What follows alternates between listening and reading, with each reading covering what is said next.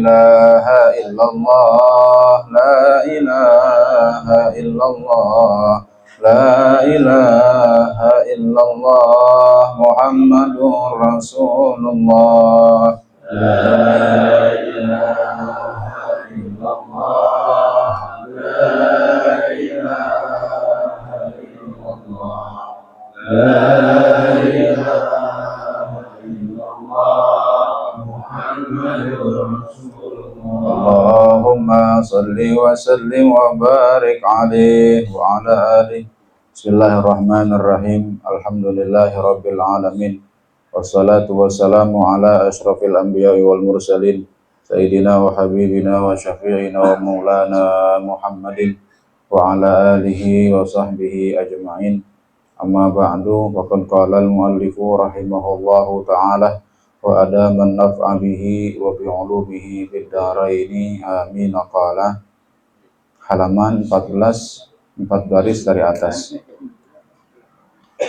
Kitab pertama Bahjatul Wasail, halaman 14, 4 baris dari atas dalam kurung walaisa fil fatihati zaun. Bismillahirrahmanirrahim. Walaisa fil fatihati zaun wa kadza saun wa jimun wa kha'un wa zayun wa shinun wa fa'un. Dan tidak ada di dalam surah Al-Fatihah itu huruf za. Begitu pula sa dan jim dan kha dan zai dan shin dan fa. Ini malam ini kita melanjutkan pembahasan sebelumnya mengenai keharaman atau ketidakbolehan seseorang yang sholat mengganti huruf-huruf yang ada di dalam Al-Fatihah meskipun kayaknya sama. Apa tuh kayak sama? Antara za sama za itu kan sama. Nah, ini di sini dicontoh do sama zo gitu. Jadi waladhdallin jangan diganti waladzallin. Meskipun sama-sama bertitik gitu hurufnya. Jadi nggak boleh diganti yang tadinya do menjadi zo. Nah, itu nggak boleh. Nggak sah qiraahnya. Qiraah bacaannya nggak sah. Seandainya ada orang di sampingnya tahu dia baca zo, dia bilangin bacaan itu salah, maka diwajib ulangin bacaannya, bacaan Fatihah dari awal. Nah, ini di sini disebutin tidak ada dalam surah Al-Fatihah itu huruf za. Dan begitu pula nggak ada huruf sa, nggak ada huruf jim, nggak ada huruf kha, nggak ada huruf zai, nggak ada huruf shin, nggak ada huruf fa. Ya. Ini masuknya kepada pembahasan asrarul Fatihah. Jadi ulama itu ini ranahnya ranah fikih tapi dimasukin hikmah. Nah, jadi ya ranahnya fikih tapi dimasukin ilmu hikmahnya.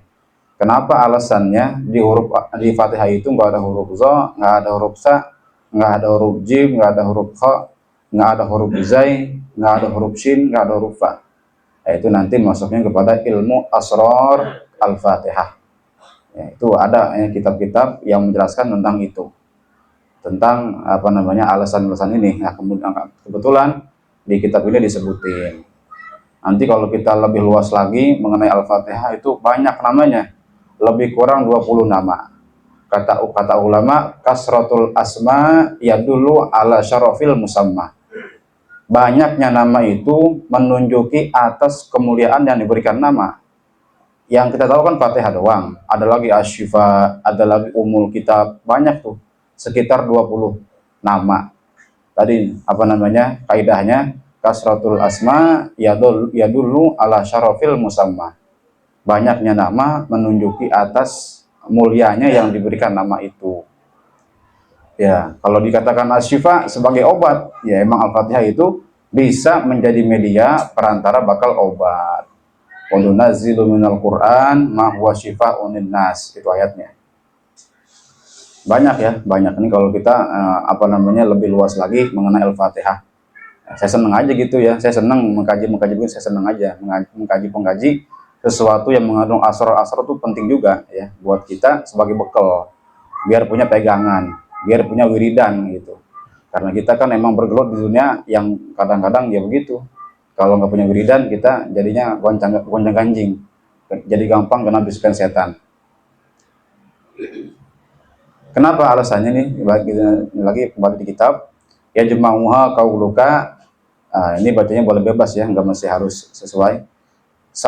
Sahahun jazofun. Ya ini bacanya boleh bebas karena hanya sebagai ini aja, pengumpulan dari huruf sebelumnya. Wala'alla sirra fi adami hadhil ahrufi sab'ati huna kama qila an-nasa'a yushiru ila suburi wa huwa ihlaqullahil kafirah. Dan barangkali sir rahasia ya. Jadi sir rahasia, asror jamaknya, rahasia yang terkandung dalam surah Al-Fatihah. Dan barangkali rahasia pada ketiadaan 7 huruf ini. Yang pertama za, yang kedua sa, ketiga jim, keempat kha, kelima zai, keenam shin, ketujuh fa. Nah, barangkali rahasia ketiadaan huruf 7 ini di sini di Al-Fatihah sebagaimana dikatakan an-nasa'a yushiru ila subur, bahwasannya huruf sa itu mengisyaratkan kepada as-subur. Apa itu mana subur? Bukan yang subur ya. Subur. Wa huwa ihlaqullahil kafirah, yaitu adalah membinasakan Allah akan orang kafir. Membinasakan Allah akan orang kafir. Terus wal jima yushiru ila jahannamah, dan jim mengisyaratkan kepada jahannam. Wal kha'a ilal khabasati wal khasarati wa hiyal halaku, dan huruf kha menunjuki kepada khabasah kotor, wal khasarah kerugian, wa hiya al halaku, dan itu adalah sebuah kebinasaan. Khabasah dan khasarah, kotoran dan kerugian, merupakan sesuatu yang dapat membinasakan. Wazaya ila zakumi, dan zai kepada makna zakum, makanan orang-orang ya nanti neraka, zakum makanannya, buah zakum. Washina ila syaukati, dan huruf shin kepada menunjuki kepada syaukah, duri. Waza'a ila zulmati, dan huruf za kepada kegelapan.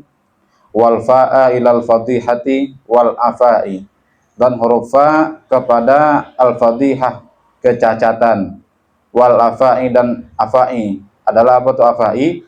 Wahyal hayyatu allati la yanfa'u minha tiryakun wala ruqyan, yaitu adalah ular-ular, jamak nih, ular-ular yang tidak bermanfaat daripadanya itu oleh racun-racun dan tidak pula pengobatan. Ini ular yang sangat berbisa sehingga orang yang terkena racunnya itu sulit, atau manakala sekali kena racunnya, kalau nggak segera ditangani langsung menyebar racun ke dalam anggota tubuhnya. Ya ini masalah begini yang boleh kita yakini, boleh kagak. Ini hanya pandangan ulama, sebatas pandangan ulama mengenai rahasia-rahasia yang terkandung dalam surah Al-Fatihah. Mengapa 7 huruf ini nggak ada di surah Al-Fatihah? Itu tadi itu alasannya, dari yang dari mulai sa sampai huruf terakhir ini fa. A'azanallahu ta'ala min zalika, semoga Allah Subhanahu wa taala memelihara kami dari yang demikian itu, dari kebinasaan, dari terjerumus kepada neraka, dan daripada kekejian para makhluk-makhluk yang lain berupa hewan-hewan buas. Kemudian fahuruful fatihati ghairul mukarrarati isnani wa ishruna harfan bi'adadis sinina allati unzila fiha al-Qur'anu wa huwa sirrun badi'. Maka bermula huruf-huruf Al-Fatihah yang tidak diulang-ulang itu berjumlah 22 huruf bi'adadis sinin, dengan bilangan tahun-tahun, allati unzila fihal Qur'an, yang mana diturunkan pada tahun-tahun itu adalah Al-Qur'an, wa huwa sirrun badi'un, dan ini adalah rahasia yang sangat mendalam. Wa amma hurufuha al-malfuzu biha ma'al basmalati wat tasdidati fami'atun wa khamsatun wa khamsuna bi qiraati Maliki bil alifi. Dan adapun huruf-huruf Al-Fatihah yang dilafazkan dengan dia bersama basmalah dan tasdid itu jumlahnya 155 dengan membaca maliki dengan alif. Karena ada qiraah, ada bacaan maliki yaumiddin. Ada yang baca maliki yaumiddin. Guru saya Kaisul Rahmani bacanya dari Mampang, bacanya maliki yaumiddin karena beliau lama di Mekah. Ya, termasuk qiraahnya di situ adalah maliki yaumiddin. Kalau ngimamin tuh maliki yaumiddin, nggak pakai maliki yaumiddin. Nah, ini kalau dihitung maliki dengan alif jumlahnya 155. Berarti kalau nggak ada alifnya 154 gitu. Walau biidghami mimir rahimi fihi, sekalipun dengan mengidghamkan mim ar-rahim padanya. Fal musyaddadu harfani awwaluhuma sakinun, maka bermula tasdid itu asalnya dua huruf. Awwaluhuma sakinun, yang pertamanya disukunkan, huruf yang disukunkan dimasukkan kepada yang berharakat. Ya, ini namanya nanti tasdid. Asalnya dua huruf, yang pertama berharokat, yang kedua kagak. Nah, orang Arab sulit nyebut dua huruf yang sama sejenis sama-sama berharokat. Misalkan madada gitu, madada. Ada tuh kalimat misalkan lafaz madada. Nah, kemudian orang Arab males nyebutnya, susah, digabungin aja. Jadi yang harokat yang pertamanya madada, dal yang pertamanya disukunkan, dal yang kedua hidup, jadi madda. Ribet tuh, madda. Asalnya danya dua, madada. Dal yang pertama sukun, dal yang kedua berharakat, madda. Akhirnya da yang keduanya dibuang, harokat yang tadi di da kedua dimasukin kepada dal pertama yang sukun. Jadi madda ya muddu. Nah, ini nanti ada namanya kajian i'lal dalam ilmu sorof. Apa namanya? Huruf-huruf yang dibuang-buang karena sulit untuk mengucapkannya. Jadi asal asid adalah dua huruf. Yang pertamanya sukun, keduanya berharokat. Huruf yang berharokat dimasukin kepada huruf yang berharokat sukun. Nah, ini masalah lagi. Fa in jahilal fatihata kullaha fayati bisabi ayatin. Maka kalau dia tidak bisa membaca Fatihah, lemah dari membaca Fatihah, apakah dia orang mualaf baru masuk Islam, atau orang Islam tapi baru mulai sholat udah tua, dari masa mudanya nggak pernah sholat, umpamanya udah sholat umur 50 tahun, 60 tahun baru sholat, baru Allah kembali lagi keadaannya untuk ingat sholat ibadah. Ya kan, kalau gitu nggak bisa juga, kan perlu ada pembiasaan. Biar kata orang Islam juga kalau nggak biasa susah. Ini misalkan umpama begitu, ada orang kagak bisa baca Fatihah seluruhnya, 7 ayat itu nggak bisa baca dia. Maka bagaimana solusinya? Fayati bisabi ayatin wujuban, maka dia mendatangkan dengan 7 ayat hal keadaannya wajib. 7 ayat hal keadaannya wajib. Jadi dari masa, misalkan orang Islam, dari masa umur dia pada saat itu, anggaplah 50 tahun bersolat, itu kira-kira surat apa aja atau ayat apa aja yang dia udah hafal dalam pikiran dia, di luar kepala, nanti itulah yang dijadiin sebagai pengganti Fatihah. Syaratnya mesti 7 ayat. Misalkan dia hafal apa? Alif lam mim. Meskipun yang dipakai adalah ayat Fawatihus Suwar, pembuka surat. Alif lam mim shad, alif lam mim ra ha mim nun shad. 7 ayat gitu cukup itu. Atau yang lain-lain daripada ayat yang dihafal, misalkan ayat pertamanya qul huwallahu ahad, ada situ apalnya. Yang keduanya dia ganti lagi ayatnya, qul a'udzu birabbil falaq. Yang ketiga ganti lagi, alhamdulillahirabbil alamin. Keempatnya ganti lagi zalikal kitabul la raiba fi, sampai 7 ayat. Meskipun itu adalah berpisah-pisah, nggak berurutan urutan ayatnya. Ini bagi yang kejadiannya orang-orang yang memang kagak bisa baca Fatihah seluruhnya, maka solusinya mendatangkan ayat lain daripada selain surah Al-Fatihah. 7 ayat boleh nggak berurutan, asalkan 7. In ahassaha, jikalau dia bisa meraba-rabanya, 7 ayat tadi, manakala memang dia hafalnya di luar kepala. Ya kali orang 50 tahun orang Islam nggak hafal-hafal, yang di kepalanya nempel gitu satu ayat barangkali nggak ada, ya pasti ada yang dihafal di luar kepala. Dikumpulin tuh 7 ayat, sekian 7 ayat dikumpulin, boleh sebagai ganti daripada Al-Fatihah. Wa tajuzul mutafarriqatu ma'a hibzihi mutawaliyatan, dan boleh terpisah-pisah ma'a hibzihi berserta hafalnya dia, mutawaliyatan hal keadaannya terus menerus, mutawaliyatan terus menerus. Ya misalkan tadi tuh apa namanya, ayat pertamanya surah ini, ayat kedua surat ini, jadi beda-beda antara satu ayat dengan ayat yang lain karena memang dia nggak hafal ayat secara menyeluruh. Wa ilam tufid ma'nan manzuman, sekalipun tidak memberikan faedah akan makna yang tersusun. Kasama nazarun, seperti bacaan sama nazarun. Nah ini kan nggak ada artinya. Di sana ada mata, ada pandangan. Itu nggak memberikan makna yang tersusun. Boleh, ya. Misalkan diganti qul a'udzu birabbil falaq, diganti a'udzu birabbil falaq qul, diganti jadi satu ayat. Itu coba syariat tapi segitunya memberikan rukhsah, keringanan kepada orang-orang yang memang masih awam sekali dalam bidangnya. Jadi nggak dituntut mesti harus bisa, lu harus bisa sholat begitu, baca Fatihah harus bisa ente, nggak begitu. Jadi kalau memang dia pada posisi saat itu lemah baca Fatihah, masuk Islam masih mu'alaf umpamanya, boleh baca ayat-ayat yang memang pada pikirannya dihafal atau pada otaknya dihafal gitu, meskipun nggak berurutan. Kasama nazarun, seperti sama nazarun.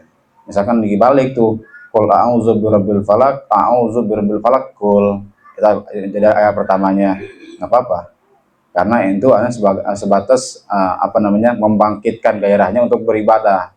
Itu dulu apa namanya yang masih ditekankan. Kalau masalah urusan teknis belakangan dah, yang penting ente mau ibadah dulu gitu kan.